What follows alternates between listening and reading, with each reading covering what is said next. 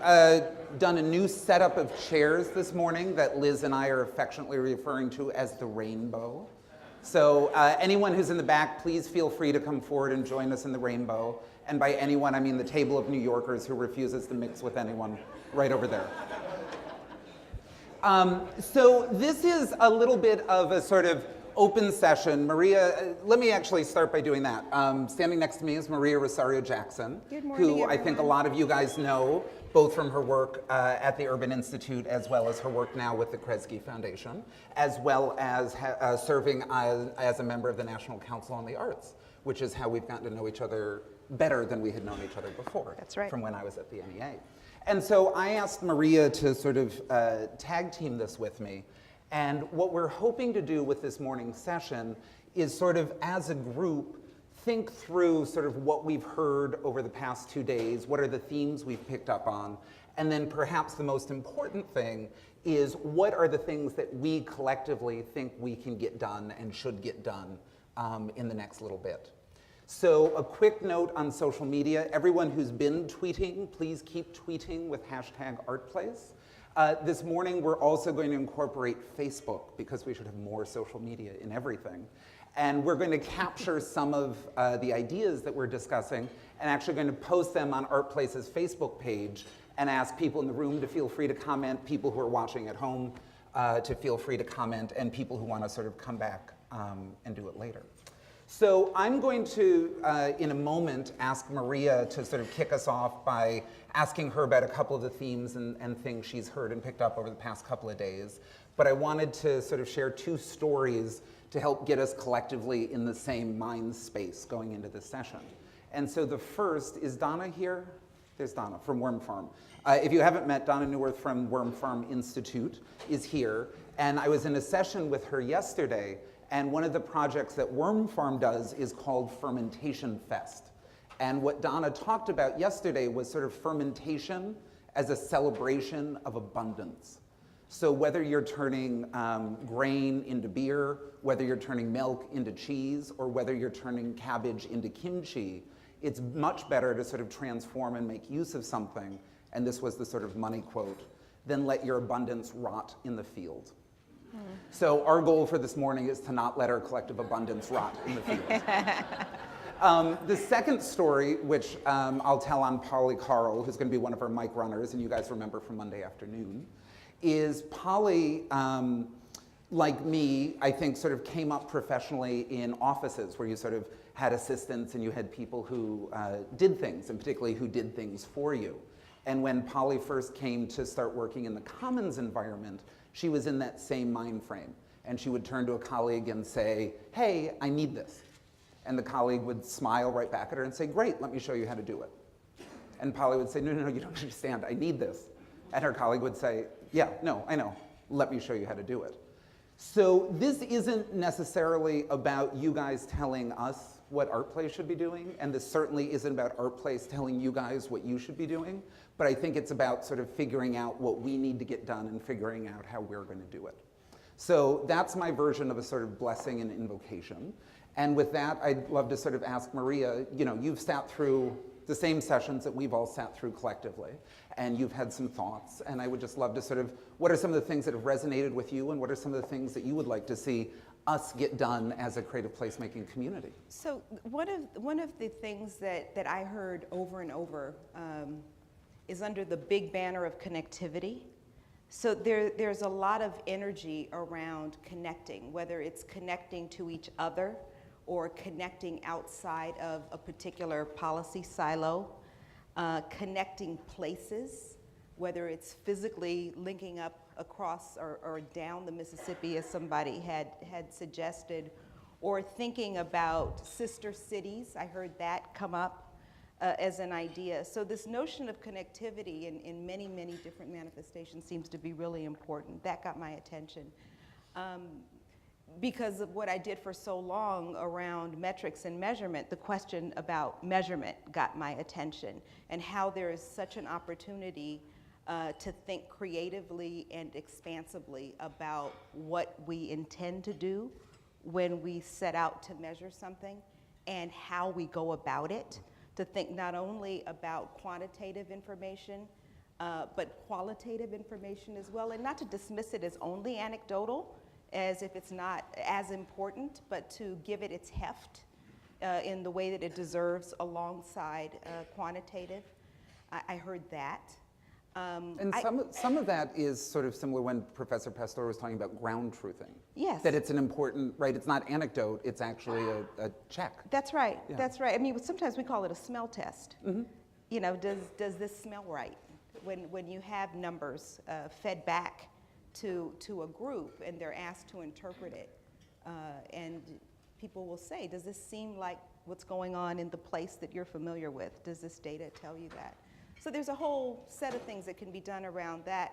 I think when Don from Irvine had us do that exercise where he asked how many people here think they're working in community development, how many people think they're in economic development, how many people think they're in the arts, it made me think about how agile people in this room are with switching hats. And being able to act effectively in different contexts.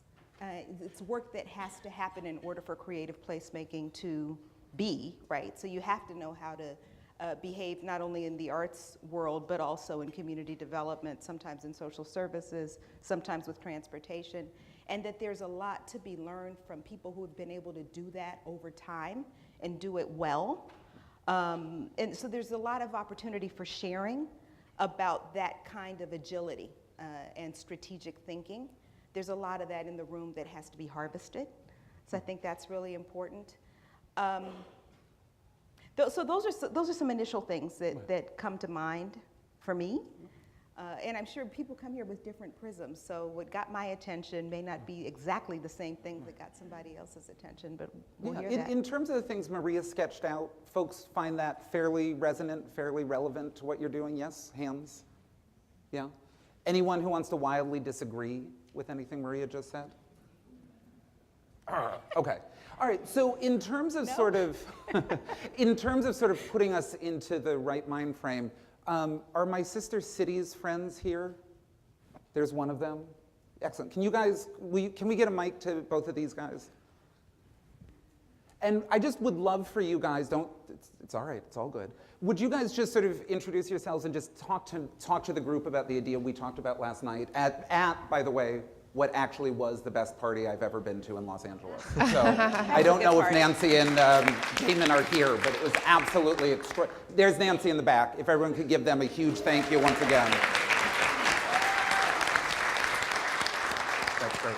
So in the middle of all this wonderful food and the fabulous Thai shadow puppets and the visual art and the jewelry and all of that, two people had a very interesting idea, which they brought to me. So feel free to stand up, come to the center, whatever you guys would like to do.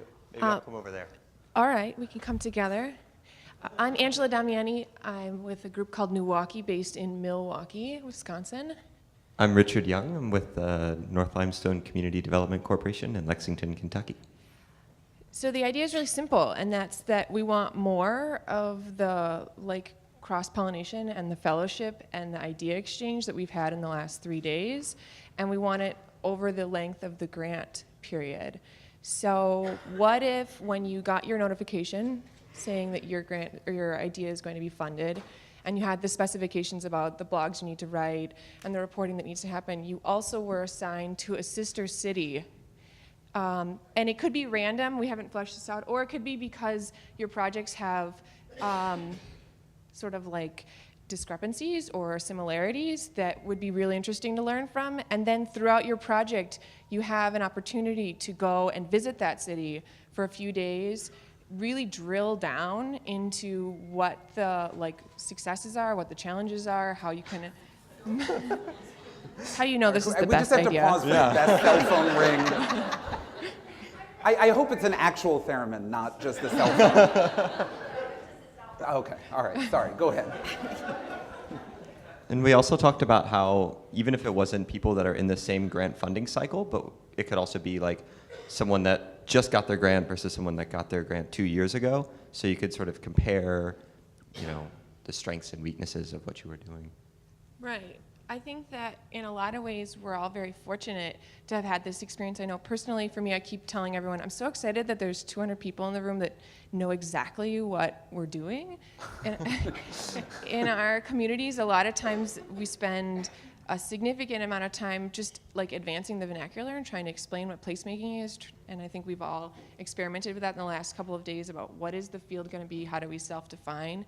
To be able to commune with someone who can like get past all of the defining and just get into some of the meat of like how do you build community, where does the economic development go after this project, how do we make it sustainable. It would just be an incredible value that only I think ArtPlace would be able to provide. It's totally separate from having a community partner even within your community.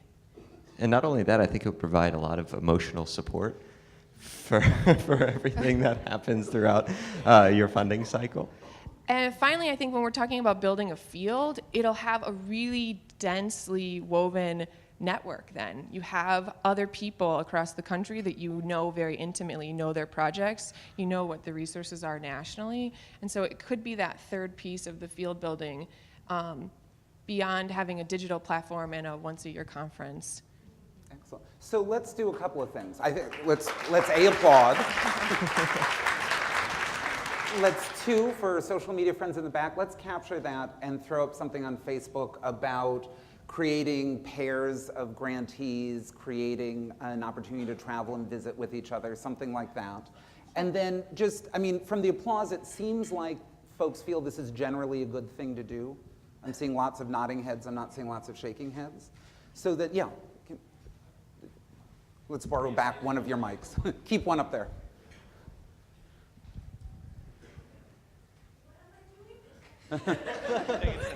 All right, so some of us have already started to do that informally, okay? So Laura and Yun Lee came out to Cleveland and actually presented not only to our entire arts network, but also specifically to my merchants and my artists, and then provided us technical assistance just for kicks and giggles about something that we launched kind of post ArtPlace, and I'm supposed to return the favor, but we haven't figured that out yet.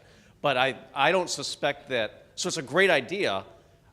I love the formalizing of it, but I suspect that we're not that special, and that I'm sure if we surveyed people, we could find a bunch of little grassroots nexus models of that, like what we did.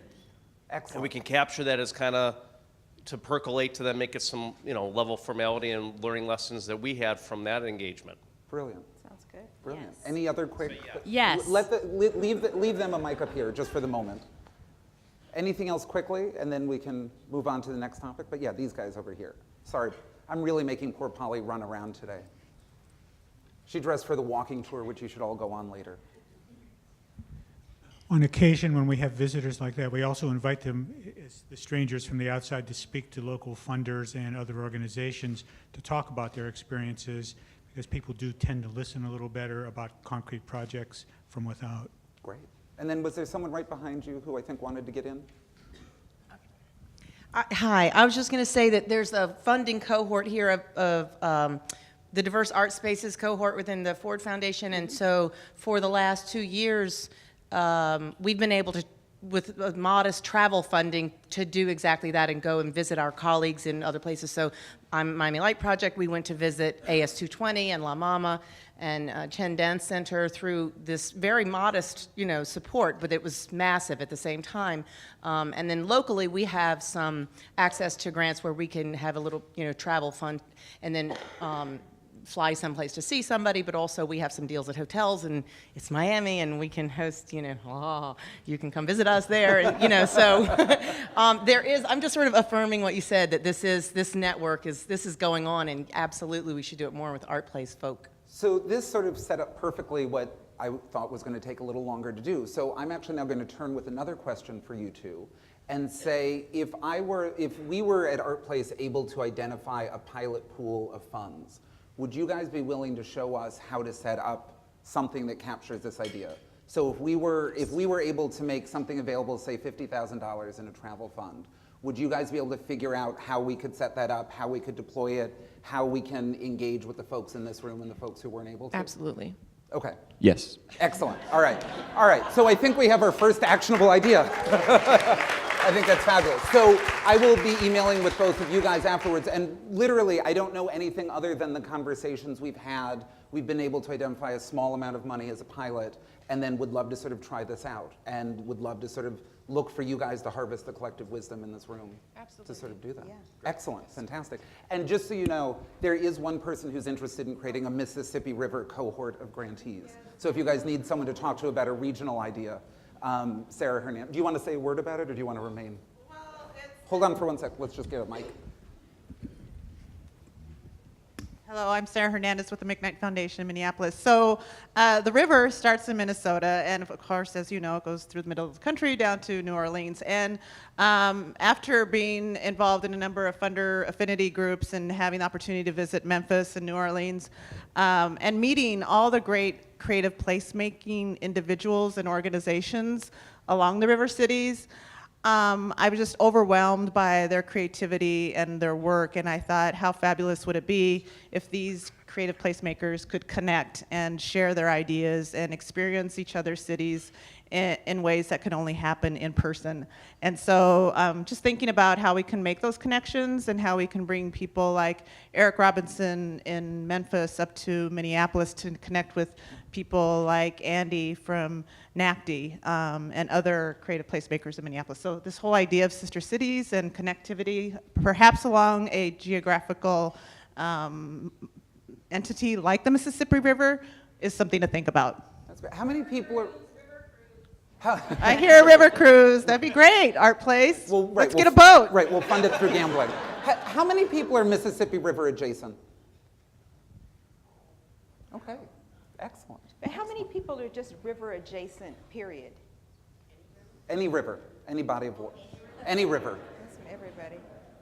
It's just interesting to think about common land features Right. and how that feeds into how we think of place, how we think of home and communities, and how it connects to that. Yeah. Oh yeah, please. So I work in the community development portion of the McKnight Foundation. Our arts program is also representative here. So part of our thinking is around economic development, regional development. And so development along the rivers and how rivers have influenced the development of cities are things that we think about. So that's the lens that I bring to this work. And I won't say that Sarah's one of those people who didn't want to talk to me. She was very happy to talk to me, but she was not sort of involved in this work. She knew it as a nice thing that some of her colleagues did. And I think you said to me this morning that you're going back a sort of advocate to incorporate more of this thinking into work. So anyway, we've got a convert. Hallelujah. Polly, did we have someone in the... Oh, great. So one of the things that I wanted to say is that there's lots of great energy in this room, and that the ArtPlace grantees occupy obviously a special place within the whole constellation of creative placemaking. However, I'd like to take us back also to the very first day and the notion of the commons and looking for ways to expand the conversation, whether it be the pairing or the toolkit or all the things that have been talked about, beyond the folks who are ArtPlace grantees or our town grantees or any other grantees, to other folks who may be doing this work in more or less formal ways around the country. Because I think that level of synergy is what's going to build a movement, not just the 40 or 50 grantees here or in other cohorts, but as you start to link with other organizations around the country that are also doing the work in different ways and unique ways and in similar ways. So I would encourage you to push your envelope beyond the in-group to widen who's in the in-group to include other folks who are doing the work around the country. Richard and Angela, you guys caught that? I was going to just say that really syncs up with the idea of delegate that came up earlier. I mean, delegate implies that there's some representation of something bigger, in a sense. And I think that's a useful concept. And let me just add, so one of the many hats that I wear is actually working with the recovery community, addiction recovery, people in recovery. And I'm sorry, did you say which community you're Oh, I'm working from in? Tucson, Arizona, not a grantee, but was a reviewer a couple years ago. So the feds had this pilot initiative for like 15 years, so it was a little bit longer than pilot, called the Recovery Community Services Program.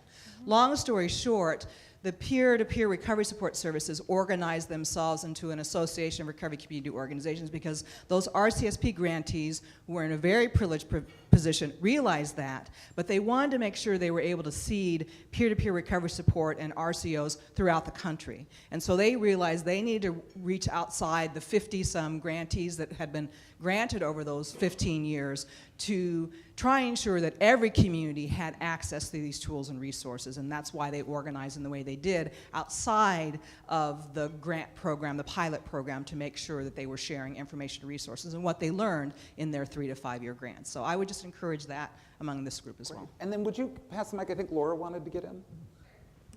Hi, I'm Laura Zabel from Springboard.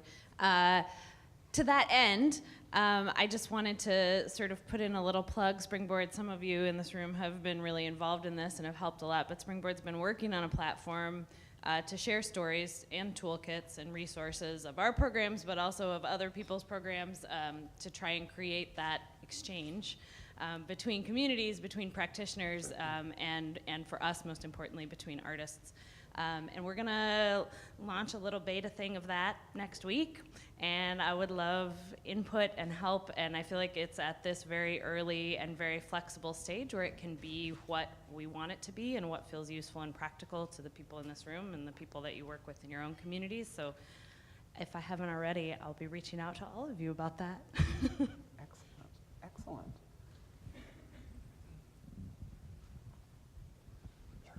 Thanks. Hi, Cindy Ornstein, Mesa Arts Center and Mesa Department of Arts and Culture. I have 2 things I wanted to say. The first one is on the area of networking and connectivity. Something happened quite naturally the other day, a conversation that Tracy and I had after her talk about what's happening in Ajo.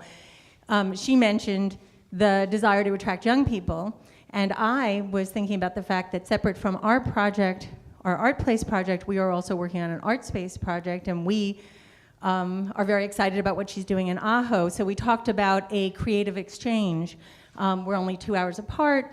The idea of taking 1 week when our project involves a lot of young people that are only 2 hours from her and maybe have never been to Ajo. So bringing a group of young people and artists from the Phoenix area down to spend some time seeing what she's doing and getting excited about it, and then having a different week when we bring up artists from her community that can see what we're doing. I mean, we would learn about their live-work project since we're planning one, and a lot of young people would be turned on to what they're doing in Ajo. And I think that kind of pairing that's very, very much built around need in your community would be very cool, where if we had as part of this exchange idea, if we could list things we desire that someone in another project can recognize as something they can bring to the table, so that we're very strategic about these partnerings.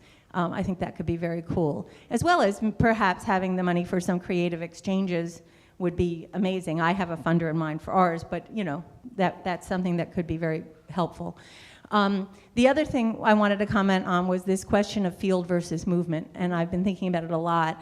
And I think, somebody said, well, but a movement gets someplace and then it's over. But, that's not really true. A movement, I just recently completed, after many years going back to school and getting my master's, I did my thesis on 20th century protest songs, so I spent a lot of time looking at movements.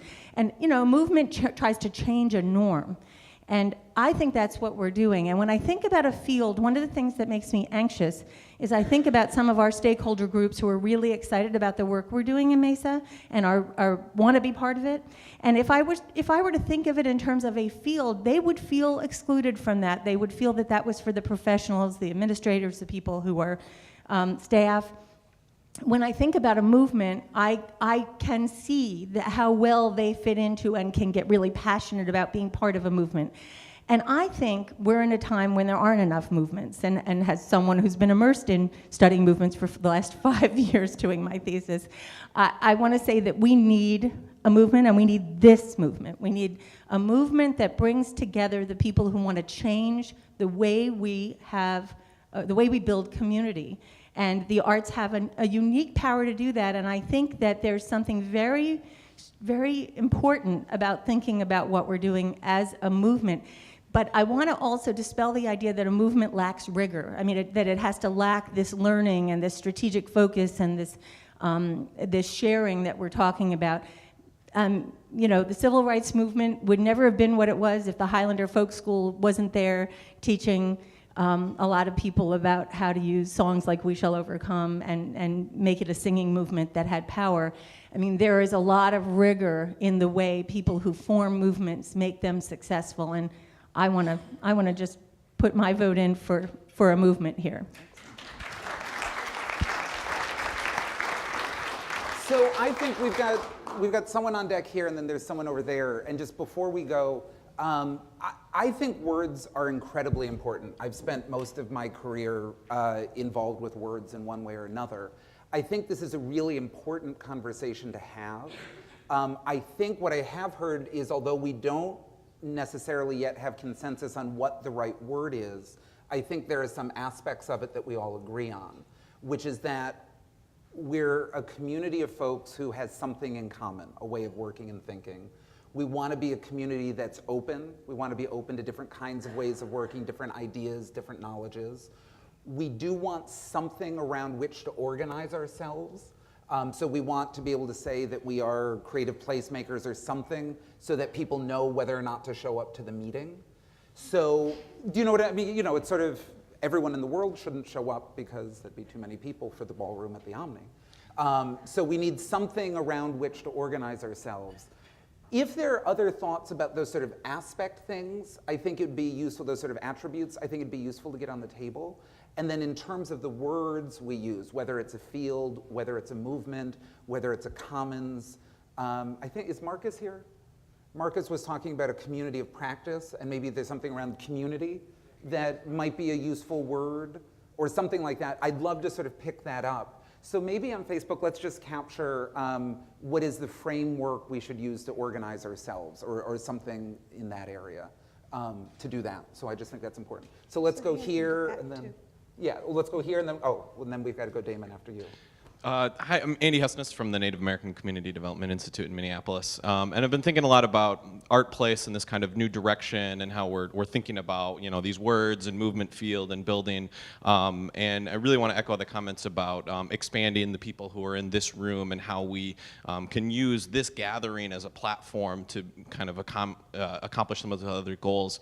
So I really started to think about what some of the other models were, and I've been to the Railvolution conference a number of times, and I think that's a really interesting approach where they've brought together really diverse skill sets, and if I don't know if people are familiar with that conference, but its tagline is something like building livable communities with transit, and I think a lot of what we're doing is building livable communities through creative placemaking, or whatever term we're using, and that conference has been going on for 20-some years, and really bringing people together. So if we could start to create a national gathering where these ideas start to come together, and we can still draw from different skill sets, but use the opportunity of coming together to create that learning experience. And the other great thing about the Railvolution is it's really interested in those tours and getting out into the field in those communities where the conference happens. So it's very grounded in place. That it's not a perfect model, but I think it's something we could learn from, and they're really starting to transition from conference into movement themselves. So interesting synergy, I think, between the two. Which is funny for rail. Yeah. Right, movement. Yeah. Just as a quick straw poll, how many people have been to the Railvolution conference? So we do have some people. I see Eric in the back. Yeah. So we have Jason. Great. So we do have delegates to and from Railvolution, which I think is great. So I think there's something to capture around making creative placemakers present in already established gatherings, as well as what are the gatherings that we need to establish for ourselves that are sites for the sort of interdisciplinary work. I think that in identifying the overlap, right? Oh, yeah. If there's the idea of meeting year to year, a lot of times what I've seen is you have conferences that happen every year, and people go away revved up about a theme, and then it kind of dissipates. And then the next year they come back and they get revved up about another theme, and it kind of dissipates. It would be really interesting to figure out how to track progress within this community. And I don't mean in a hard quantitative way necessarily, but just to be able to check in and say, the project that I was working on 2 years ago, here's what it looks like now. Right. Now, that kind of progression, when you're looking at indications of moving in the right direction and building the space for it within this community seems like it's a really interesting area. Excellent. So I know we've got a lot of hands, but I saw Damon in the back, and at this point, Damon gets to do whatever he wants. So let's give the gentleman a microphone.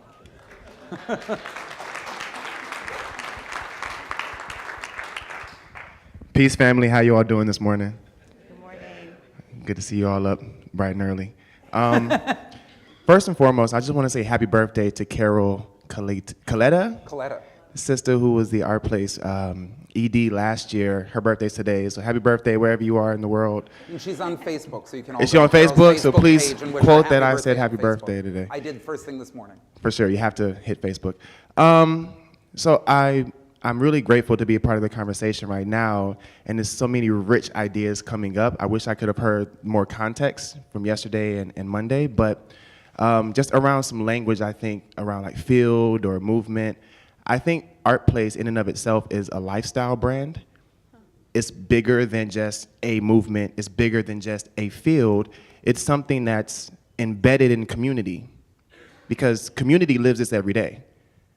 Like, it's a part of their everyday interactions with how they engage with space, with how they engage with people in space. So I think building this concept of community engagement on a person-to-person level, community leadership on a person-to-person level, and then having the organizational piece in the mix. So there's like organizational engagement in the community, organizational leadership, and then this financial piece that's engaged in the community. And I'll give you an example. Esperanza has been really, really blessed this past year to work with so many institutions in LA, like the Music Center, for example. They rolled out a project, Active Arts, to do things in the community, but they didn't necessarily have relationships in the community. So they leveraged their relationships with different organizations, but what we found out that community members didn't like that type of approach, because it was more so outside looking in, we're gonna bring you what we think is a good idea, and the community didn't respond as such.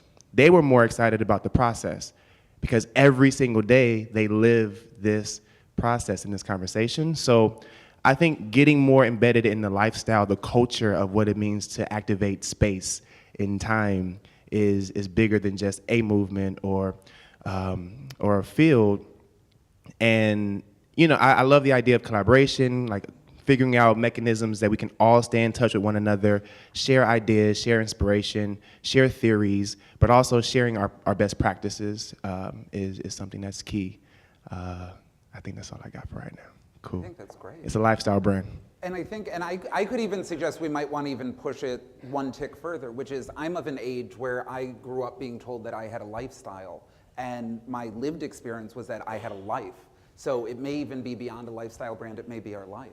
Totally. I mean, look at hip hop, for example. You know, it's not just a movement. This is something that is embedded globally, and it's embedded from corporate America all the way down to the person in their mom's garage making music, you know what I mean? So it became something that our culture has imparted or embedded in their life, everyday practice. So ArtPlace, get into the lifestyle.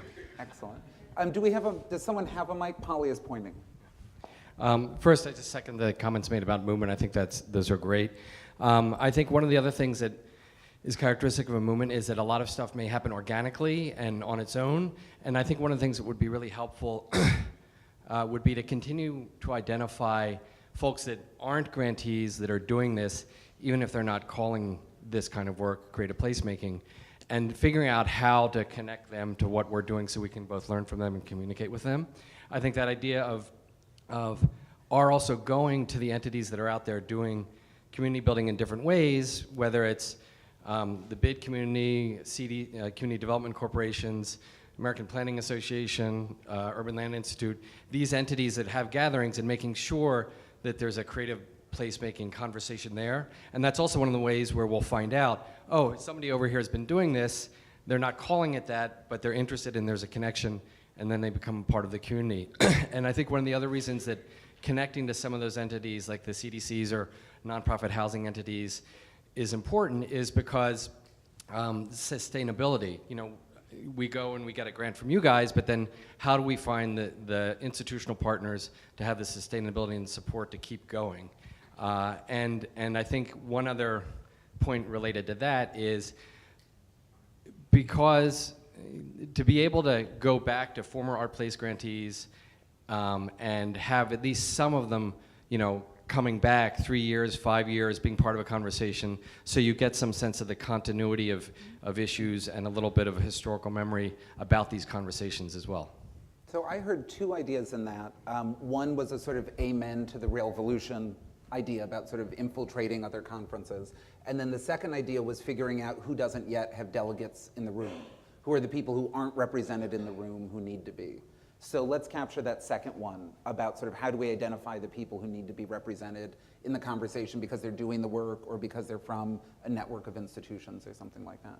Was it Julia? Great. Yeah. And then we'll come right here. Thank you. Julia Taylor from Milwaukee. I just wanted to build on the stream of thought because I saw the impact that the Bloomberg Awards had on our mayor and the way he looked at it, community engagement.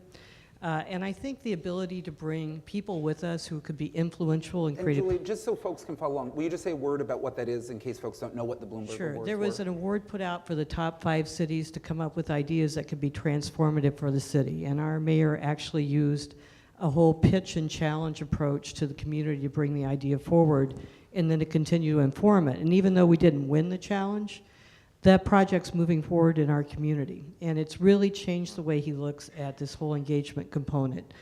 And I think, I'd love to bring our mayor, Tom Barrett, to an event like this. Or if we thought about people that we need to have influenced by the creative placemaking movement in our communities that could help us carry the work forward, to have them be a part of this type of gathering, I think could be transformative in many ways. And I think also to follow up on your idea about going out to the other groups, you think about the National League of Cities or the U.S. Conference of Mayors. Be great to have some symposiums there on creative placemaking and start to call out some of those civic leaders that are moving this whole idea forward. Excellent. So I heard, I think, 3 things in that. I heard an amen to the idea of continuing to stay in touch and continuing to see former grantees as part of the community. I heard an amen to the idea of reaching out to folks who either became finalists but didn't become grantees, or even those who didn't even become finalists, because there's a lot of great work happening in those projects as well. And I heard an amen to making sure we get new people into the room. But there was also building champions, I think. Yes. Right, so the whole idea of getting elected officials and other gatekeepers, in a sense. Yeah, so so building champion champions, the I think, idea. is a new one. So let's capture that. Yeah. Michael. I really like this conversation around partnerships and travel. I was one of the groups when you said, raise your hand if you have a big travel budget. I couldn't raise my hand. So the idea that there could be more resources is wonderful. And I just met Sarah over breakfast, and she told me about this raft that went from Minneapolis to New Orleans, and this arts group made it. And I thought, well, that's hard. I don't have time to make a raft. And I started thinking about the Macaw tribe on the Washington coast that does this amazing endurance canoe trip to visit other tribes. And if we want to do more connections, maybe there's a central funding there about maybe ArtPlace or Ignite should fund a raft that then anyone can use to take down the Mississippi River and then send it back up and use it again. And there might be, it's good branding for you guys too. So the idea, I think, is the USS ArtPlace, right? Excellent. So I think capturing something about, and I think there's both a physical idea there as well as a sort of possibly a virtual idea. So I think raft is in some ways a kind of placeholder, but are there ways that we can physically connect each other, us as a community, and then what are the virtual ways? So I think there's something around that connectivity. Yeah. So I really like that raft idea. Polly, I can't see who you're standing next to. Okay, so Megan and I were just having a conversation about how many artists are actually here at the convening. So it would be helpful for me just to know visually if they could raise their hand. How many people self-identify as an artist? Cool, because we were thinking more artists should be here, but I don't know how many that is out of the whole group. Yeah, no, so I think this is an interesting kind of question, because I've heard that, right? Why aren't there artists here? Why aren't there artists here? Raise your hands again. Why aren't there artists here? So say more about that. Or anyone. I heard some murmurings. Yeah. Right. necessarily, at least in my experience here, self-identify as an artist, and so obviously artists should be at the ArtPlace table. Right. So it would be nice to just talk about that a little bit. So I think just one thing, there's, in every sort of funding philanthropy conversation I've been to, there's always this sort of failure conversation throughout. I think one big ArtPlace failure that I will tell on ourselves is, I don't think we've done a very good job as an organization of identifying all of you guys to each other. I don't think we've sort of introduced you to each other before you got into this room. I don't know that we've shared contact information or, you know, whatever the kids do instead of listservs now, or any of it. What do they do? Snapchat? I don't know. What do we, or WhatsApp or whatever that is. But I think, but that is, and I'm saying, and just, you know, because this is all about sort of modeling good behavior. How many representatives from ArtPlace foundations are in the room?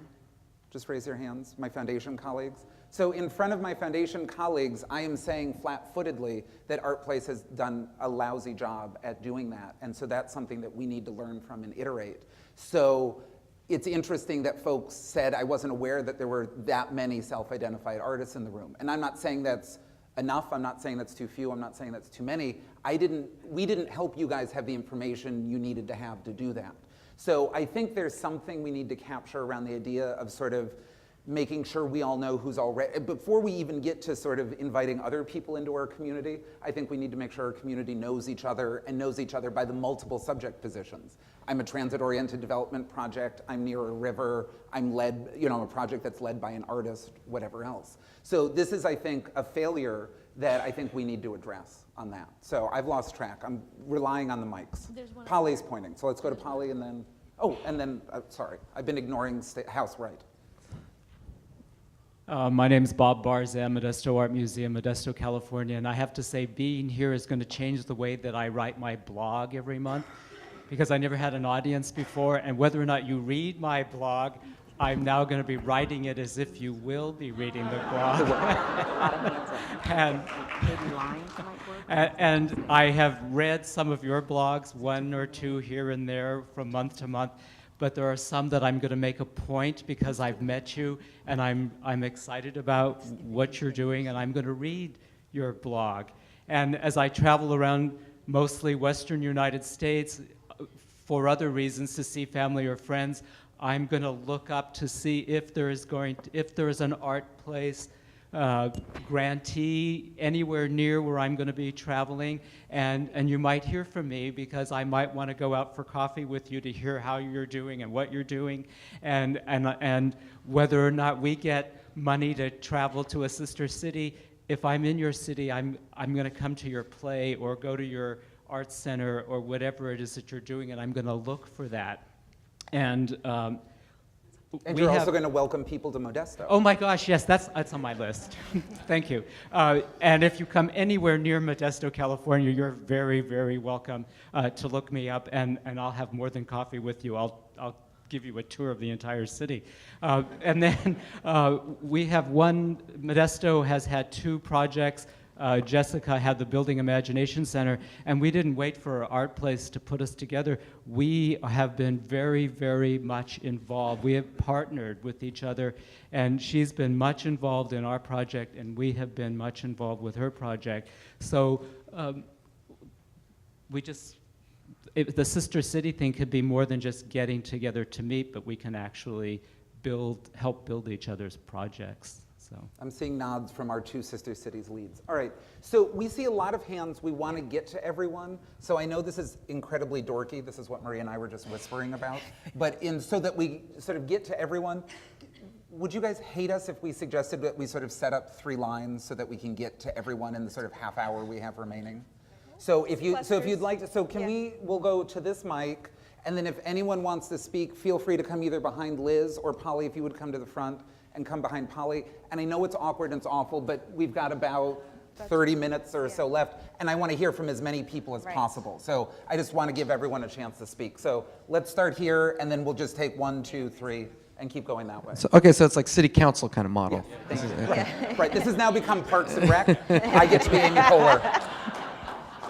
So, this is, it's so crazy. So I was just an observation that's interesting is, I do this socially engaged art stuff. We have this conference called the Creative Time Summit with artists that are really engaged in community from around the world. And there's a whole scene of it, I would say. But what's weird to me that I just got to get my finger around is a lot of them aren't here. But I'm not saying it's bad news. It's super interesting because I don't know a lot of you, but I go to a lot of art stuff with, amazing practice from artists that are doing stuff in this kind of vernacular, I would say. So that is to say the community can get bigger, which is good news. But also I'm so perplexed ethnographically of our own field about the gap. How is that happening? Because like some of the most sick work in the world is happening in this field, and they're not in this room. And I know also from having conversations with these folks, there's a lot of frustration that, like Rick Lowe, he's like, how am I not getting an ArtPlace grant? This is insane. So there's a really easy answer to this, which I'll tell only because Rick and I were just emailing. Yeah, okay. The big driver of that is the fact that he didn't apply. So now, I told that on a funny story. I don't know if Rick is watching, and I don't know if his executive director is watching. But ArtPlace is 3 years old, and particularly in the first year and second year, we were figuring out who we were. We were figuring out how to apply. So I did this as a funny thing to get your attention, but there's a serious point to be made, which is there are folks who applied in the first year and the second year who sort of said, well, forget it. Yeah. Right, I'm not going to do it. I'm going to opt out. So this is a sort of, I want to say publicly that this is an opportunity to be welcomed back in. Now, having said that, I want to be really serious about the numbers. We received 1,300 letters of intent. We made 97 finalists, and we're probably going to make something around 40 or 50 grants. So the odds aren't great, right? When I was at the National Endowment for the Arts, 50% of the applications we receive get funded. 1 in 2 gets funded at the National Endowment for the Arts. 50 out of 1,300 get funded at ArtPlace. So it ain't easy, but the only way to win it is to be in it. So I want to make both of those points very But seriously. if I could also just to be proactive on this note, because I think it's a real opportunity when we're saying about the artists in the room and stuff, maybe there's a space in ArtPlace, even if they don't get grants, that at this convening, you could bring in some of these artists that are doing, because it'd be nice to just hear some specific practices at the beginning of the day to get your juices going and to really get in the magic of arts, because it really helps. You can see it and feel it. So maybe they don't have to necessarily get a grant, but just to build the community with artists, I think would help too. Fantastic. All right, let's go to Barnaby. Yes, applaud. Just it's to like echo, liking on Facebook, but in real life. well, and echo what Nato was saying, it's sort of walking the walk also to have art inform our community here.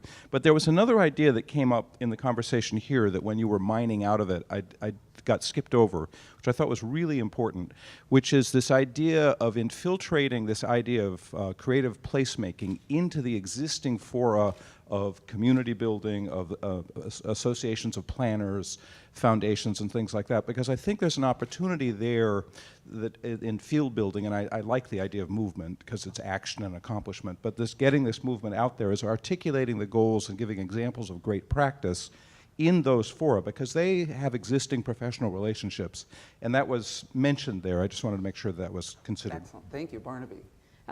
So I think to build on what Barnaby was saying and, Who are you? and NATO, Sherry Dobbin, I'm with Times Square Arts. And to bring back this point of artists. So, we may identify as an artist, but are we listing ourselves under artist fees, for example, when we put our grant? So I think part of the question about artists at the tables is making sure that the artists and the projects are involved. But when I worked in theater and we held talkback sessions, what's the first question everybody asks actors? How did you learn all those lines? So one of the first questions I'm always asked is, how do you find your artists? So NATO is talking about Creative Time Summit. Creative Capital is a grant-making agency that has a lot of artists who are exploring ideas, but we need to start building that sort of sector and that practice also within the arts. And we also need to start connecting to it. And it's another reason why each of us then who identify as artists should be involved in as many other activities with artist networks so that we can start to find those artists and mentor them and build them and also be able to share them. So we might want to look at a platform or a way in all of our social media that we're also either advertising the opportunities or artists are able to post like bios about themselves or a simple link or something like that. But everybody here, if we're more successful, we're gonna need more artists who work in this way. And we all know that not every artist can go into every situation. You need to find the right match. So I just wanna say that individually, you can start to do more networks. Every time I do something for like Curate NYC or whatever, I always try and find one artist who works in that way or another sort of platform so that it raises the attention. So if we all do that and then we all find a way that we can start to share our networks, then we'll have better artists to call upon. Did you want to jump in? No, I think that's a really good idea, and to have examples of the kind of work that artists can do. In my own work, one of the biggest hurdles in trying to infiltrate other systems, if you will, is that there's a really limited understanding of what artists do and the kinds of relationships that they have to place and that they have to people. So certainly getting an expansive notion of how artists contribute and what they do make and how they connect is really important just for the infiltration strategy, if you will. There is a weird branding thing at play. I'm going to get the numbers wrong, so if there's anyone here from USA Artists, I apologize in advance.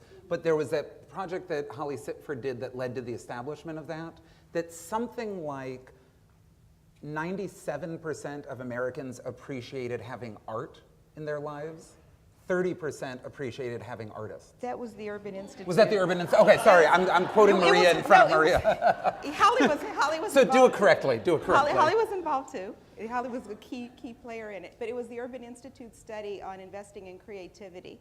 It's a study of the support structure for U.S. artists. And it was that there was this high appreciation for what artists make, but there was very little appreciation for the artist as a professional or as a contributor to society. So there was this odd disconnection, right? People didn't understand that people actually created these things that had this great value. And the tagline, I think, that developed out of that was art comes from artists, which to everyone in this room is sort of duh, but to 60% of Americans was a revelation.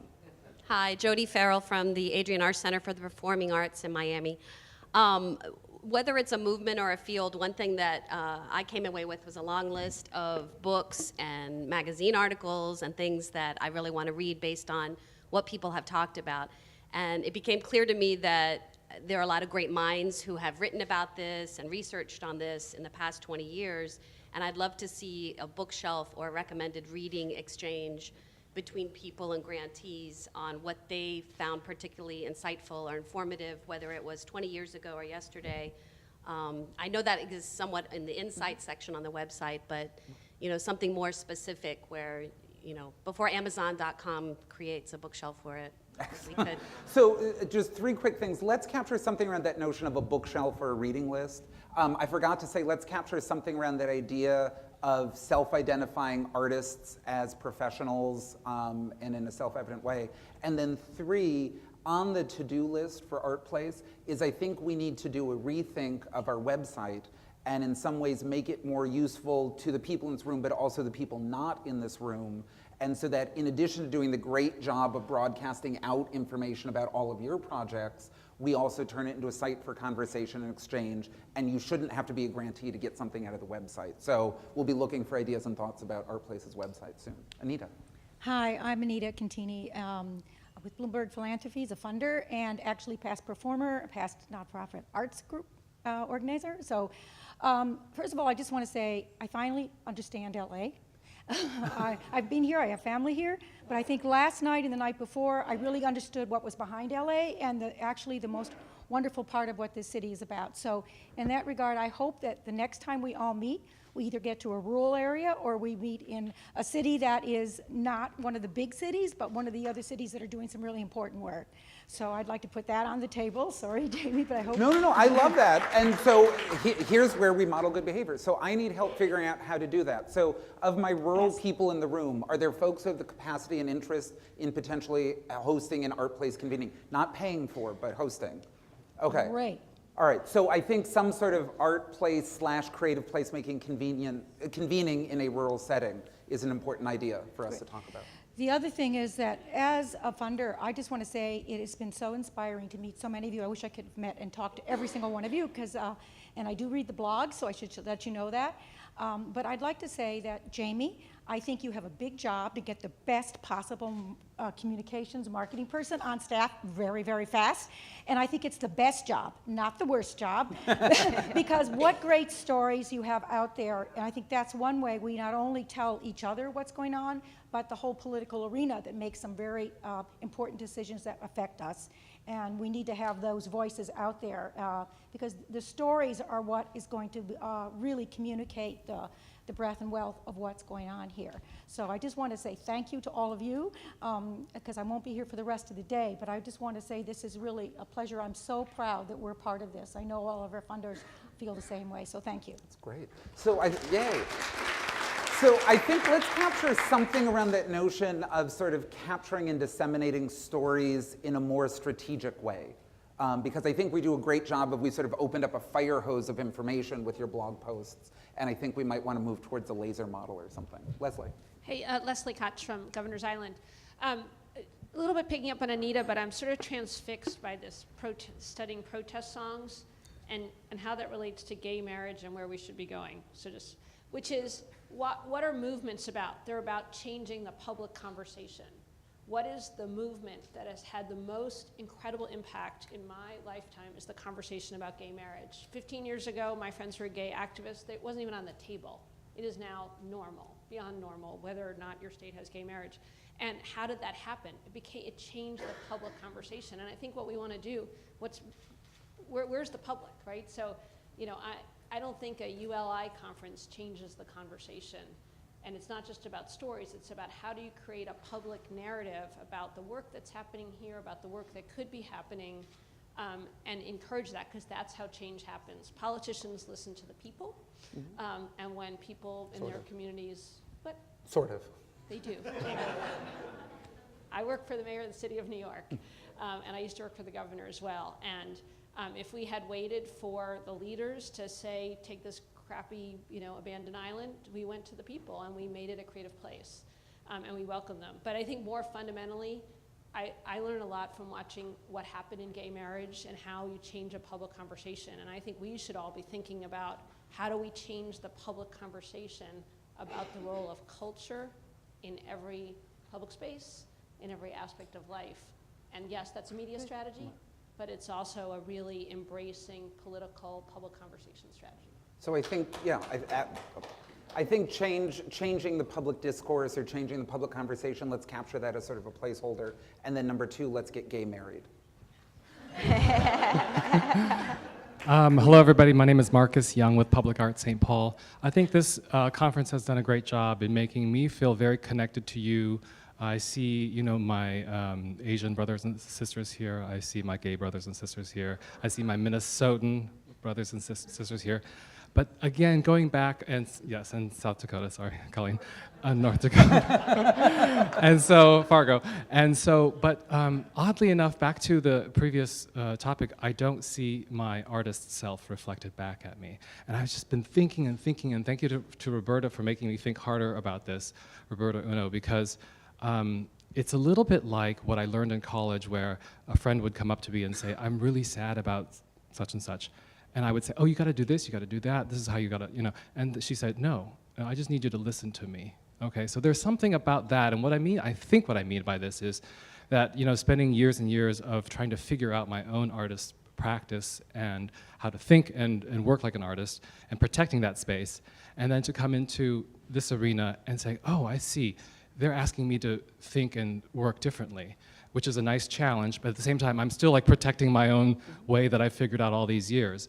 So at the same time, I wonder, okay, so are the community development folks, those brothers and sisters, are they also feeling that I've protected my way of thinking and working for so long, this is now my opportunity to join a movement? And why I resist the word movement for me personally is that I don't feel a part of that movement right now. I feel a part of the marriage equality movement, but not this movement. But the term communities of practice or community of practice says it's multidisciplinary. So it's not just about community development, but it's also about art. And so maybe I could be part of a community of practice for now as we figure out what the right term is. So I just am curious about artists who don't feel part of this movement, or artists who don't feel that they're being asked to translate what they do into another space and way of working. And is there some energy and power in how others who are not artists or don't self-identify as artists say, this is my home, and how can that home or that belonging be just shifted or broadened a little bit more? I think that's great. And so I think there's sort of three things in that. One is that I think we need to make sure the artists who are in the room, figuratively, feel heard, feel present, and sort of are in their artist self as they're in this room. I think we need to make sure that we're open and welcoming to artists who would like to join this. Sort of when Manuel was talking about sort of cultural displacement and only having the signs in Echo Park in English, you know, we need to make sure that artists feel welcome. And then we also, I think, need to be explicit that not every artist should work this way. So I think the third thing should be, that needs to be okay too. It needs to not be that you either need to work this way or you're wrong. So I think all three of those things are really powerful things that I heard in what you just said, so thank you. There's something about stretching and connecting. Yeah.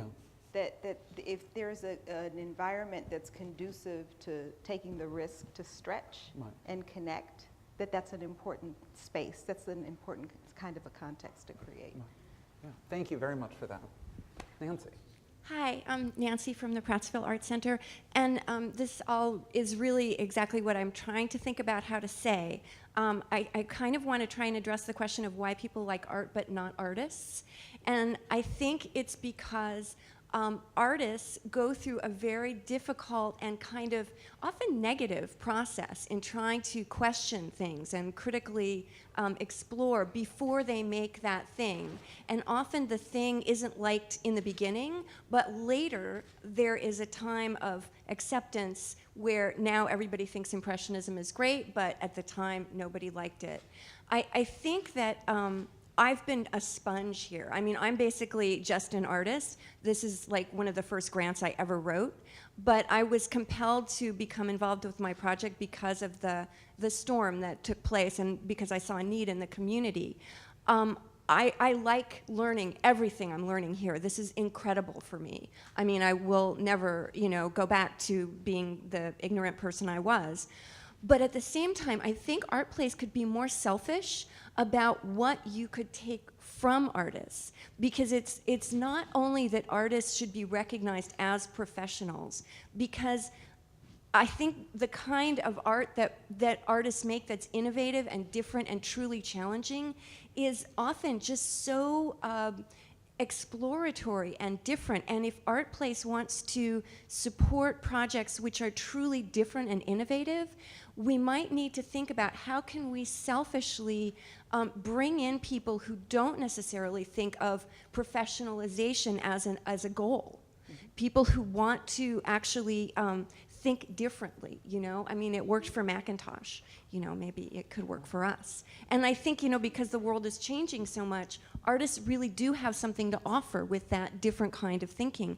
But that's a very different approach than the kind of quantitative and qualitative analysis approach that we've been taking.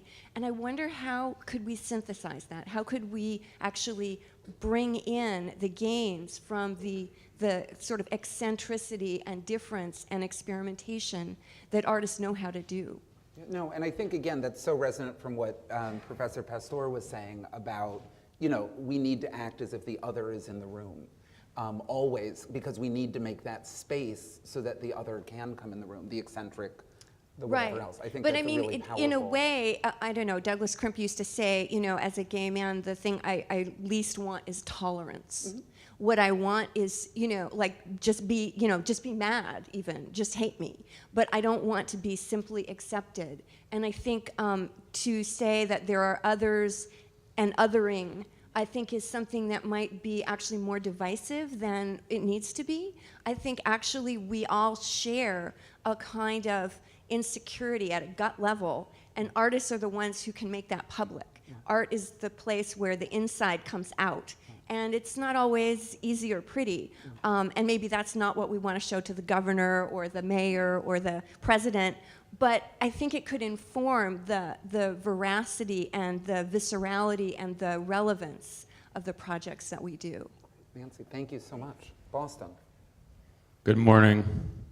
My name is Boston Christopher. I'm from Alaska, Perseverance Theater. I have 5 quick points. 1, this is the 2nd day in a row that Jamie has made me get up before double digits.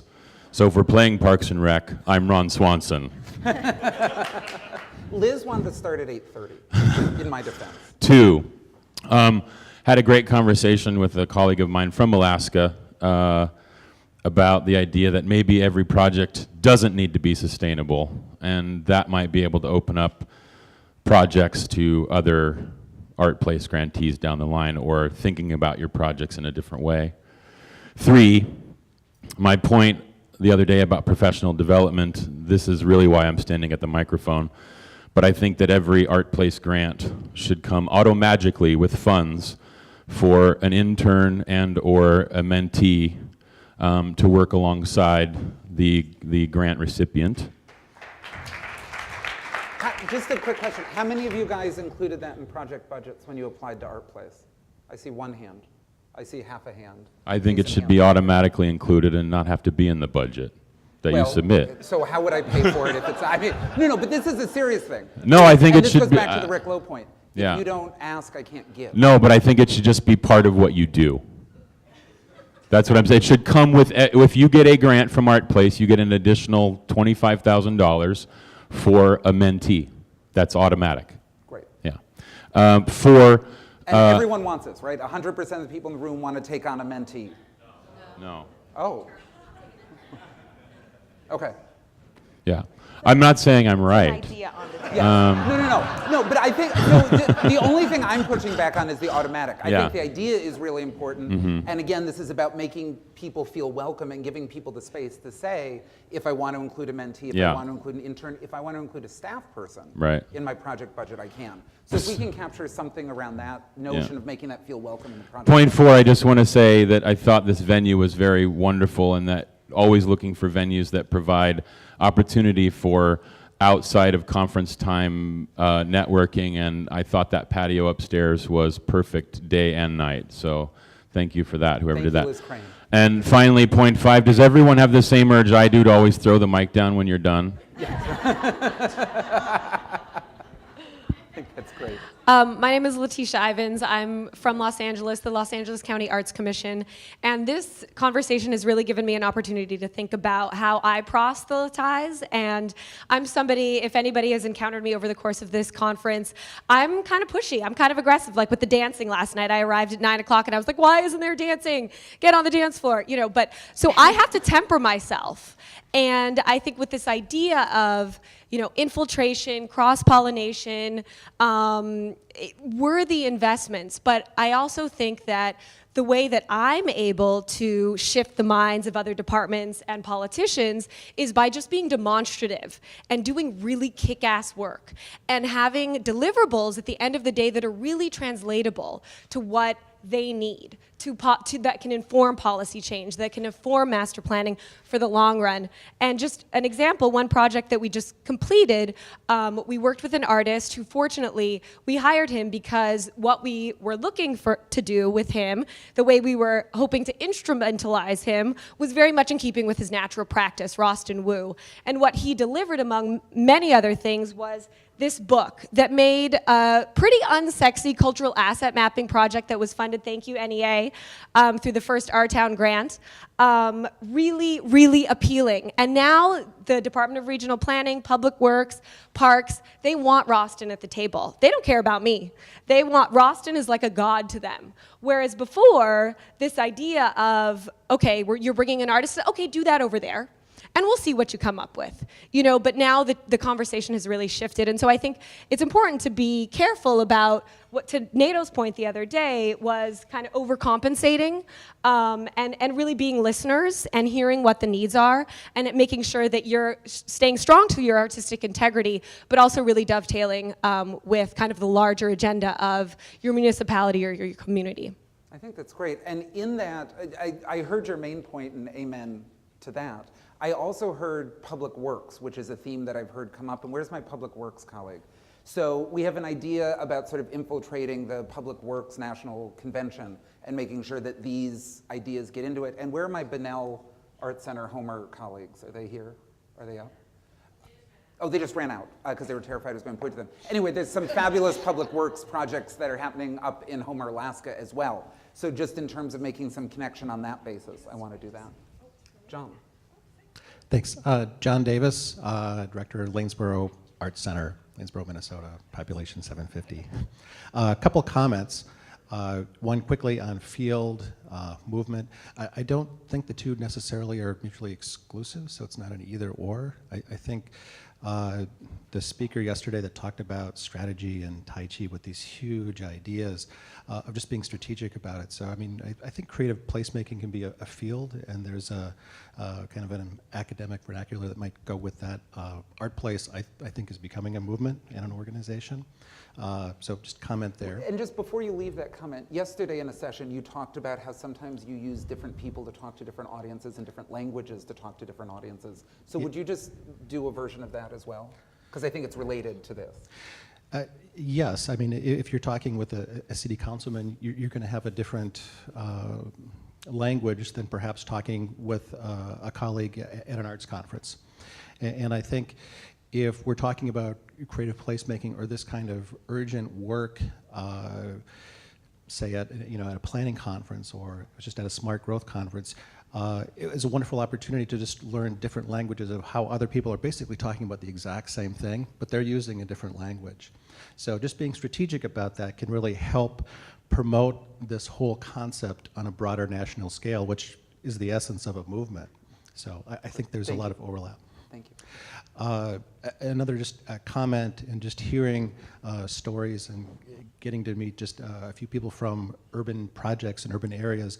I think that there are unique strategies and philosophies from small town projects and rural projects that overlap amazingly with urban neighborhood projects and vice versa. Also, there are unique aspects about urban projects that would be really applicable to small towns and vice versa. So from funders in the audience, I think there's a real opportunity for this unique connection between the two, and don't forget about that. So for sister cities, maybe not necessarily just like to like. Correct. I think there's opportunity there.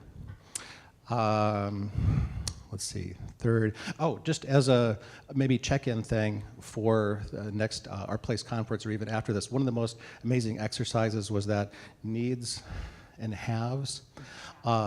If organizations, before they came here, just what are your 4 haves? And then what are your 4 needs? And then other people could sort of look at that and then kind of match and say, oh, I've got this, I could help you, or, it's just a way to connect. And maybe even after that, we could do that. That's great. Sarah, can we capture something around that, formalizing that have and need? Because I was fascinated in reading the Twitter feed that for probably 80% of the needs, someone else was listing them as a have. Right. And that's sort of shopping in our own closet and figuring out what is the abundance we already have? Let's make cheese, let's not make rot. And just talking with Nancy about something like frac mining, right. Rural, urban. I mean, we had a great conversation about that and some of the strategies we both used. So, great. John, thank you so much. Janet. Yeah, thank you. I'm Janet Kagan. I'm with ArtForce in North Carolina. My comments are 5, and they're a little out of sequence. But for those of us who have been doing this for some time, hold on first. Can everyone hear her?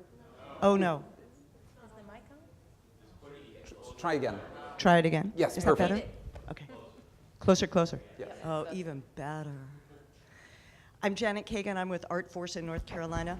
For those of us who have been doing this for some time, there are a multitude of organizations that exist at a national level, and they're all resources. Not that infiltrating them with this agenda is not important. In North Carolina, we have something called the Institute for Emerging Issues. They've tackled creativity big time. And it's fabulous. What they've been able to do is successfully connect future networks for all the attendees so that they actually live on. The same is true with artists who have an opportunity to register through Cafe.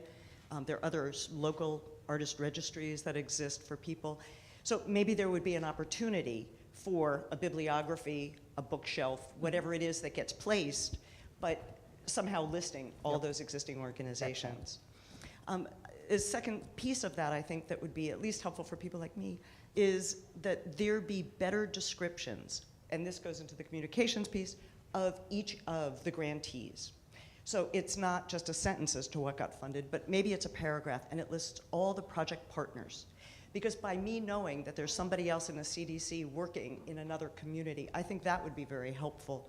And potentially to track the longitudinal impact of this, every year, every project for the next 7 years has to come back with a 1-page, 2-page white paper of progress, what's happened, where did it go, what are those longer impacts that I think would inform all of us working. I think, Sarah, can we just make sure we capture something around doing a better job with capturing descriptions of the projects and the project partners? And this is actually, I would love your thinking on this too, Janet. What's fascinating to me and what I'd love to figure out a way to do is if we showed you how people describe their own projects, particularly in the LOI or application, there's a wild variation in terms of how good people are at doing that. And I don't think people necessarily understand, and we haven't done a good job of communicating this, that the way you title your project, your 1-sentence description, and your paragraph description are how people know it. When you're reading 1,300 LOIs, that's your shot to get it right. So I think there's an exchange. I think ArtPlace and the grantee community and the applicant community all needs to work together on that. Because, you know, some people, you know, there are projects that are titled like The Big Box, which is great, but for someone who's reading 1,300, you sort of don't know what that is. So anyway, I just think this is a really important thing. Thank you for that.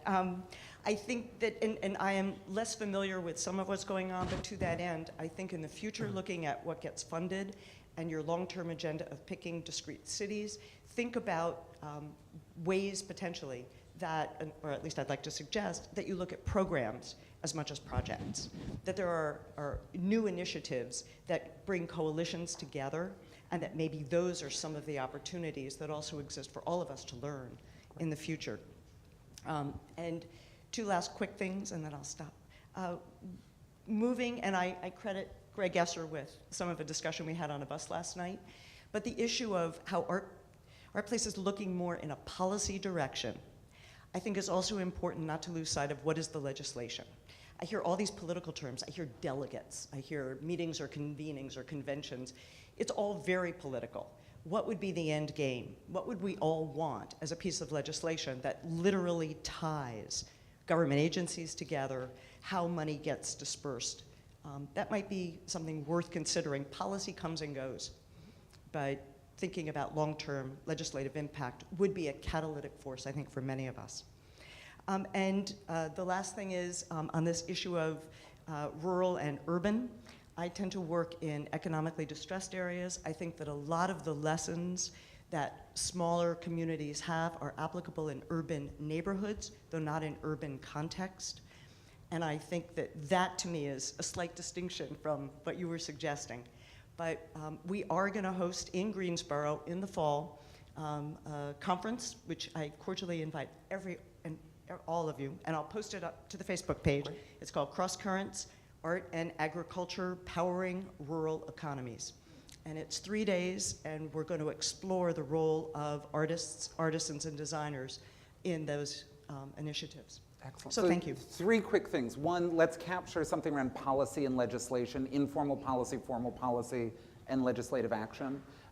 2, just in terms of the sort of commons, identify yourself, do what you need to do, I invited myself to Janet's conference. So I emailed her last week and said, I just heard about this, I'd really like to come, may I come?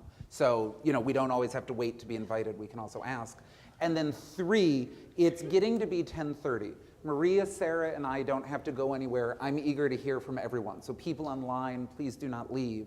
Anyone who needs to begin excusing themselves to catch your trains, catch your buses, catch your super shuttles, do any of that, please feel free to do that. And I don't want to turn this into a big applause moment and shut everything down, but I just want to especially once again thank Liz Crane, especially thank our colleagues from Esperanza, and just thank everyone who's played a hand in sort of running this. So we're going to keep going with this until I've had a chance to hear from everyone who wants to talk to me, but again, really, you have permission to get up and leave as you need to, and storm out. Make it look like you're reacting to somebody's something. Right, Boston, I'll try throw to the mic down and just be very quick. Steven Zacks from Flint Public Art Project. And I just wanted to make a quick pitch for the idea that this is about an experience that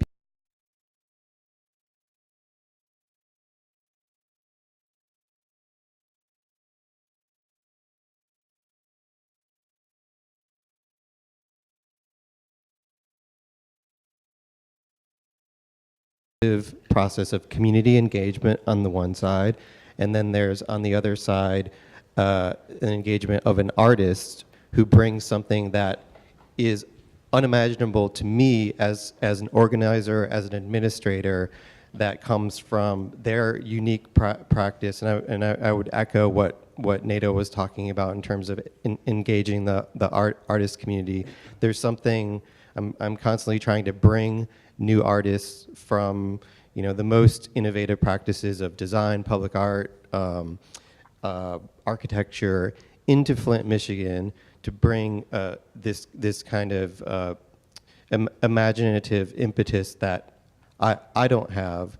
But what happens is when you bring those two things together, something magical that transforms places.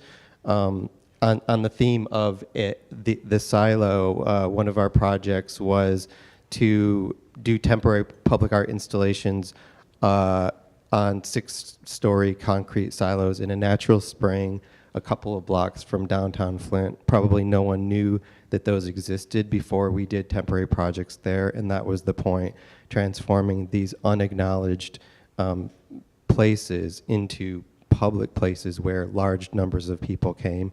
And you had a 6-story swing with people, you know, if you put a 6-story swing up, you swing very far. It's like it's like becoming Superman. So that, you know, things like that. And so I want to just make a pitch for the idea that along with a movement or a field, it's also about an uncanny, magical experience that happens when you combine really intensive, great community engagement with really imaginative art. So thanks to ArtPlace for supporting that, which wouldn't have been possible. And I think there's something sort of embedded in that and in a lot of the artist conversations that I don't know the right way to capture this, Sarah, so, you know, fix this after I say it. But I think there's something around the notion of needing to invest in translators or needing to invest in the liminal figures who can help make those connections, who can help do the code shifting. Someone, I can't remember if it was John or who it was talking about having a permitting issue. And so when I was working in city government, we literally hired someone at the permitting office who spoke art and could sort of say, there's a program in New York called Make Music New York, which is celebration of free outdoor music, our answer to Fête de la Musique on June 21st. And when he showed up to his local police station and said, I want to put 100 trombones on the corner, the police officers were like, go away, you know, just get out of here. But we were able to hire someone who was literally able to say, oh, okay, we want to have a First Amendment congregation that involves non-amplified individuals, blah, blah, blah, blah, blah, and you don't need a permit for that.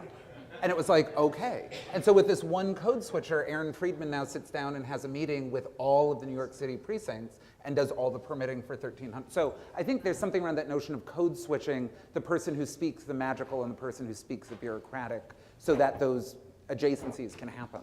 I There's think that's something really about powerful. code switching and also the glossary development, Right. right? So Right. what are the terms that are beginning to be shared as this community, field movement, whatever it is, moves on? What's the language that holds it together, in addition to what's the language that allows it to grow? And what's the language we use differently? I don't know if I think some of my NEA colleagues might be here. We once had a hysterical meeting with the Office of Management and Budget about performance measures. And at the NEA, we were talking about something very different than they were talking about at OMB. So also, what are the words that we use differently? That's funny. Cindy. Hi, Cindy again. I'll be quick since I did give a couple of comments earlier.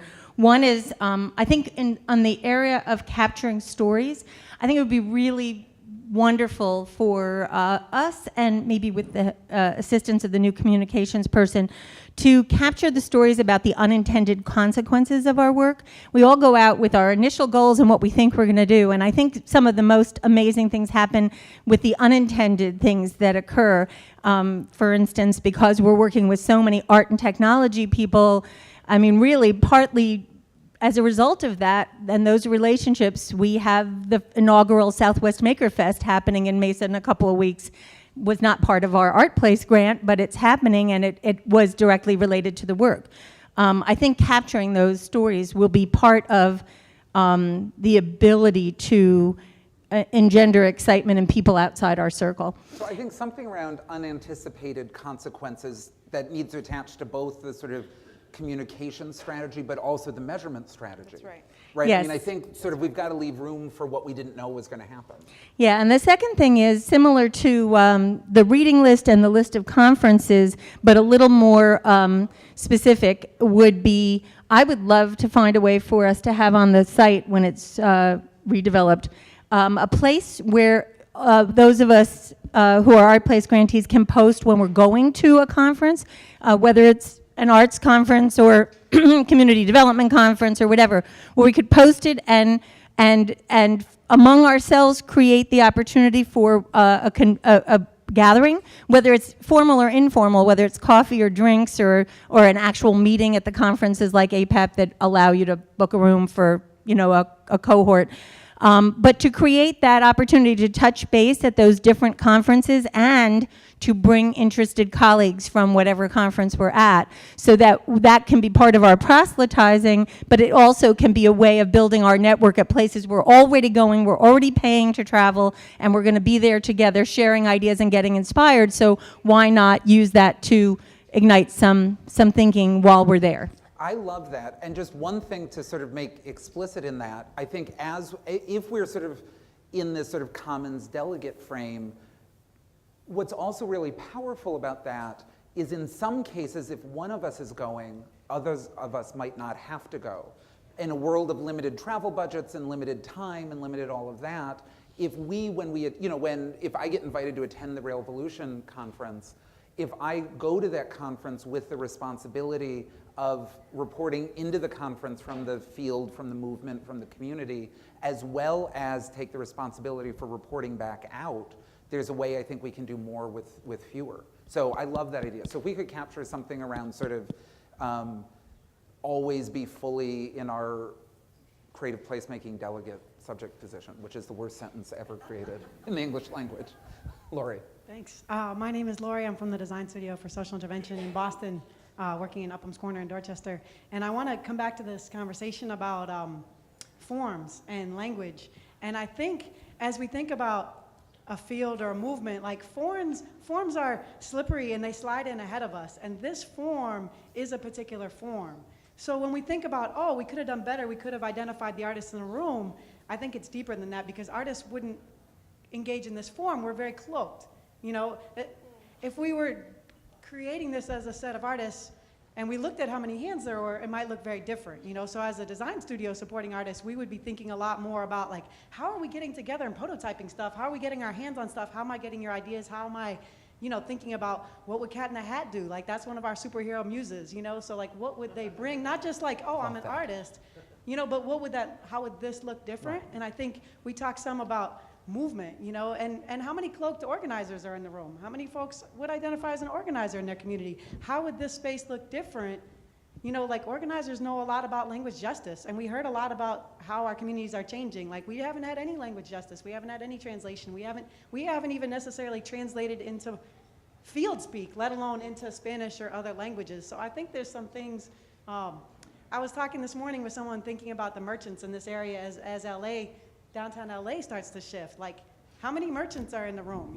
If you're a merchant like this, we might have had 2 hours and a bunch of vending booths. We might have had great swag. We might have learned just walking around a convention like what all of us do. Like, there's forms that we could learn from that I think would be interesting and more than just saying, oh, I'm an artist or I'm a this or a that. So I'd be interested in thinking like, when we convene something that looks like this, what are we leaving out of the room? So not just where we convene, not just who we convene, but how we convene. Yeah, I think it's the H that's the really important thing that's been missing up till now from the conversation. Thanks. Thank you very much for that. And maybe that's a good segue. I'm Nancy from Esperanza Community Housing. Thank you. And thank you for this convening. This has really been a wonderful opportunity for us. I wanted to go back to something that Boston said earlier, that he had made a suggestion about mentees and interns. I'd like to suggest that ArtPlace take that very, very seriously in terms of encouraging grantees to think that way, even if they would opt out. Esperanza has been a very fortunate grantee of the Durfee Family Foundation, which is a Los Angeles-based foundation. And one of the things that they did for those of us who were awarded a sabbatical award from that foundation was to provide a professional development pot of funds that you could accept with the responsibility that you use it for staff-originated expressions of need for professional development. You could opt away from it, but the encouragement was there for every sabbatical awardee to really take very seriously the need for every member of the staff to have professional development opportunities. And I think if ArtPlace, just to honor what Boston suggested, a couple of things that have been mentioned in terms of who's not in the room are youth, except now we have Damon here with us today, but the youth and also community members, that if ArtPlace did include an opt-out additional pot of funding so that organizations could be encouraged to think about what they would do with an intern or a mentee, it would regenerate some of these concepts into the next generation and bring other people in the room who aren't with us at this convening. It's important. I know we captured something around the staff intern mentee welcoming in. If we haven't, let's also capture the professional development theme, because I know that's one that Boston also has brought up. Thank you. Thank you so much, Nancy. Coming right back. Chris Beck with U.S. Department of Agriculture. 2 comments, one very specific to our work at agriculture. My sense, one thing we've learned in the federal practice around placemaking over the last few years is that a lot of the communities that start doing land use planning, transportation integration, placemaking, they also end up doing stuff related to food. Mm-hmm. And this is, you all know that in your communities. And so I think that as you start looking at the practice of creative placemaking, that we figure out what that food link is. And so it's not just incidental and ad hoc, but, and that's one role that USDA can help with, but other agencies as well. So that's one specific comment. And the other one has nothing to do with USDA, but so I have a bias, having been in government and politics most of my professional life, and I think when I go to sessions like this, there's very little talk about our elected officials and our members of Congress and legislatures and sometimes local mayors and things. And I think we might think about how in this practice we are intentional, more intentional, and get some help figuring out how to engage the people who are actually going to change the rules, the zoning, the funding for not just arts, but creative placemaking. It's a lot of work, and some of you are good at it, and you know you have to deal with your local people for this and that. Some of us are not good at it. We just don't do it. The foundations that fund ArtPlace generally stay away from politics, and this isn't really about politics. It's about just making sure that people who are going to make creative placemaking work are informed about the work you're doing. A lot of them just don't know what you're doing really well. And then even when they find out about it, what can we do to get them to do something else about it, which changes the rules about transportation and land use, you know, whether it's more street diets and integrating arts into all those things, but it won't happen on its own. And you are also good social entrepreneurs, and your stories are inspiring. They are non-political stories. Your work is essentially non-political. And I think that is an advantage you have over other types of work, which can engage politicians, elected officials on all sides of the aisle. But I think you need help. And ArtPlace, I would hope, would think about how to help you all as a group do that better with your people, so that translates to better local, state, and federal policy and funding. So I think that's so important. And so just to translate it into one of those have-need dyads, I think people have a lot of anxiety about what's appropriate ways to engage with government and what's legal and all of that. And I think what we need is to help people feel more comfortable with that. The rules are really clear, and there are people who know them, the Hatch Act and all these other things, so that it's absolutely allowable for us to get into the policy arena, it's absolutely allowable for us to get in the legislative arena, the zoning, all of that. So I think we need to add into that policy legislation thing to make sure we're sort of documenting how you do that, to capture the, the ways you do that are totally appropriate and fine for foundations, for 501c3s, for everyone else. It also underscores champion building, though. Yes, absolutely, 100%. Champion building in really key places. And did we get champion building in that language, Sarah? If we haven't, let's add it. Thanks so much. Rico. Hi, I'm Rico Worrell from Sea Alaska Heritage Institute in Juneau, Alaska. I had a, I like the ideas of the talk about movement, and there's a lot of talk about art, bringing artists in, but I think, especially if we're talking about movement, we should be thinking about not how we're bringing artists in, but how we're bringing what's here out to artists. And I have a suggestion is that, I also liked the comment earlier, someone mentioned about there's a lot of strength in lifestyle and branding, and I have a friend who's really kind of playing with the idea of hashtag creative hustle, and there's a lot of hashtag creative hustle. Creative hustle. So there's a lot of people out there that are doing that, and they just relate to it, and so they start hashtagging that on things that they're working on. Another thing that I'm a entrepreneur myself, so I go to a lot of websites that have to do with creative entrepreneurship, and a suggestion that I was going to make is that I think, a direction that would be really powerful for ArtPlace's website is to be a place for sharing kind of resources or articles on related to, if we're using hashtag creative placemaking. I go to a website that's 99U and I often share articles there to my fellow creative. I don't know 99U. What is 99U? It's just like an entrepreneur kind of website, just resources. So an equivalent for ArtPlace would be like articles about some articles about things that we're doing in the room, but also like articles that say how do we deal with 10 suggestions of how to reach out to your city council and influence creative change, or tools that I would be able to later email to other people in my office, or other people in my that I speak to on my social media. So just something that's shareable, and that way it kind of influences the lifestyle, or gets into the lifestyle that's already out there. Because I know that for every one of us in here, there's like another 100 or 1,000 out there that's doing work that we're doing as well. And I think that's so important, and I think you in particular have some important lessons to share as someone who's fully an artist and as someone who fully sat on a planning commission, right? So I mean, you've inhabited some of these multiple subject positions and had to do some of that code switching. So it's multiple how-tos. Yeah. Yeah, how to take action. Absolutely. Rico, thank you so much.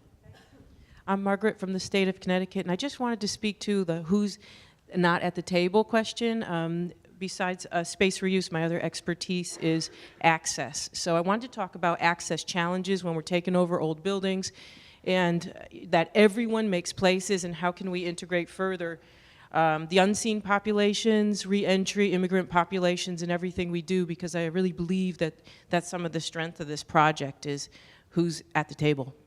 And I hope we could develop like a toolkit of problems and solutions. So it sounds like you're both talking about sort of universal design, physical access, as well as sort of universal design in terms of the gestalt of a place, in terms of the programming, so that people are both physically able to come in and all people are socially welcome, culturally welcome to come in as well. The disabled are the largest minority in the world. The numbers are growing, so we have to really get ahead of the curve when we're planning all of our cultural work to welcome these other cultural contributors that people don't consider usually, but I think that everybody in this room is kind of on that page. So I hope on the website we can have a dialogue or a little area where we could talk about how to further that movement. Right. I think that's great. And I have a colleague at the NEA who does a lot of work around accessibility. And the thing she said that's always a powerful reminder to me is that any of us can become disabled at any time. That's right. Right? I mean, I can walk outside and get into an accident and lose a leg. Well, and so it's something that even if we're not currently, it's something that each of us has a real personal investment in. We were able to leverage an NEA grant and a grant from the National Artists with Disabilities Center to do more access work in our ArtPlace grant, because our state was not one of the really great access state, but it's going to become one, and this grant has enabled us to get further on that path with everything we do. So thank you. Fabulous. Are you in conversation with Beth Bienvenue at the NEA? Yes. Great. Excellent. Ha-ha. Andrew Kasdan, City of LA, Department of Cultural Affairs. I wasn't planning on being the last person to speak. It just worked out that way. You can do the opposite of a welcome to LA. But I would like to thank you for holding the conference in Los Angeles. It was truly an honor to have you there. One thing that really excites me is the fact that ArtPlace is going to be looking into creating a research component to its operations. And there's a thread throughout all of the ArtPlace grants of community engagement, and in fact, community organization can become a component. And it would be interesting to me to see what types of best practices various grantees have used successfully to ensure that there is some kind of community consensus that can be reached. Because one area that our department has put a lot of work into is to outreach and to engage not only the stakeholders or the institutions that are involved in projects, but those that are disenfranchised, that aren't necessarily artists or are community members that don't necessarily become involved in artistic explorations and community development projects. So, to look at what types of best practices could be used in both urban and rural communities to bring various constituencies together to really truly create a community consensus that can have a lasting impact would be of great interest to me. I think that's great. Thank you. Yeah. That's great. It's proactive inclusion. Yeah. All right. So I think everyone who has wanted to has had a chance to speak. Excellent. Maria, any last thoughts? Any things you want to make sure get in the room? No, I think this has been really rich, and we touched not only on the initial overarching themes that were brought up, but went deep, really deep in some of them. I think that there were a lot of concrete, doable ideas. So I'm really eager to hear how this community becomes even more a community of doers. Right. As ArtPlace goes forward, and as this whole idea of a common ground begins to blossom. Excellent. Well, I think that's great, and as I think it's the appropriate thing to do is give Liz Crane the last word of the ArtPlace 2014 LA conference. So Liz, how do you want to send us all home? That was and a lot of with logistics. I want to hear the word bus. That was a lot of pressure. I do want to thank Andrew Kasdan and the Department of Cultural Affairs in LA. They were a wonderful help in putting together this conference. And I also want to thank Leanne and Sarah, who are over there working in the shadows, who are doing wonderful things and have been so great. There's been so many amazing people. Obviously, Esperanza and Damon and everything that you guys did last night was incredible. We all know that. And the Irvine Foundation for being a part of that was wonderful. There's Josephine, yay! Yay! And our Howl Round folks, I just want to introduce Vijay here, who's been doing all of the wonderful live streaming work. And once you look at it later, if you decide to watch it all again, you'll see just how amazing it's coming out for all of his hard work. And Polly and David and Jamie, I don't know if she's in the room, but they were a great help to us throughout this whole process. And all of the speakers and all of you guys and everybody who led a session or participated or sat at a table, we're so thankful for all of your input. And we're so excited to start this next iteration of what we're doing with the creative placemaking. I will talk about buses, but I think we can probably